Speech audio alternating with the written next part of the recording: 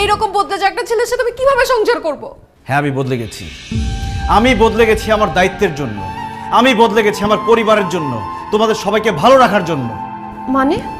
আখি, তুমি সবসময় আমাকে বলো বিয়ের আগে সারাক্ষণ আমি তোমার পিছন পিছন ঘুরতাম, তোমাকে দেখার জন্য চোরের মতো তোমাদের বাসায় পর্যন্ত গিয়েছি। আর বিয়ের পর মানে এখন কেন তোমার সাথে আমি আগের মতোই পাগলামিটা করছি না?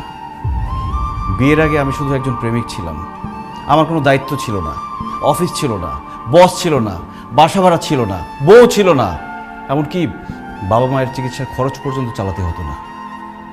আমার পৃথিবীতে ছিল শুধু তুমি আর তুমি। তাই শুধু তোমাকে দেখতে চাইতাম, তোমার পিছন পিছন ঘুরতাম, তোমার জন্য পাগল হয়ে যেতাম। বিয়ের আগে তুমি শুধু আমার প্রেমিকা ছিলে, তোমার জন্য আমার এক্সট্রা কোনো খরচ করতে হতো না। কিন্তু বিয়ের পর তো তুমি আমার বউ, তোমার ভরণ পোষণ, তোমার দায়িত্ব, তোমার থাকা খাওয়া সব কিছুর দায়িত্ব আমাকে নিতে হচ্ছে। আমাদের বাসা ভাড়াটা এখন আমাকে দিতে হয়, আমার বাবা মায়ের চিকিৎসার খরচ আমাকে দিতে হয়। আর এই সংসারের পুরো দায়িত্বই তো এখন আমার। আর আমার চাকরি আছে, সেখানকার কাজটাও তো আমাকেই করতে হয় আখি, বসের মন জুগিয়ে চলতে হয়। তুমি সবসময় আমাকে বলো না আমি তোমার পাশে শুয়ে থাকি, কিন্তু তারপরও তোমার সাথে হাসি মুখে কেন কথা বলি না?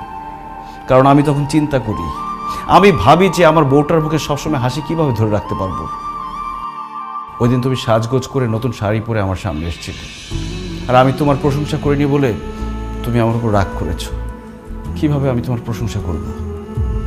আমি তো তখন ভাবছিলাম যে আমি কিভাবে আমার বউকে আরেকটা নতুন শাড়ি কিনে দিতে পারবো, কিভাবে আমার বউটা সবসময় সাজগোজ করে থাকতে পারবে, সেটা নিয়ে ভাবছিলাম। আমি প্রশংসা করতে পারিনি এই জন্য। আমি 9টা থেকে 5টা পর্যন্ত অফিস করি, মাঝে মধ্যে এক্সট্রা কাজও করি। অফিসে বসের সাথে কথা বলে, কলিগদের সাথে কথা বলার পর আর কথা বলার মতো কোনো শক্তি থাকে না আমার, তাই এসে আমি শুয়ে পড়তে চাই। আখি, দিন শেষে আমিও মানুষ, আমি রোবট না।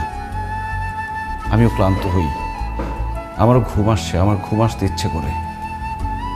তুমি সবসময় বলো না কেন আমি কাজকে সবসময় প্রাধান্য দিই, বসকে সবসময় প্রাধান্য দিই?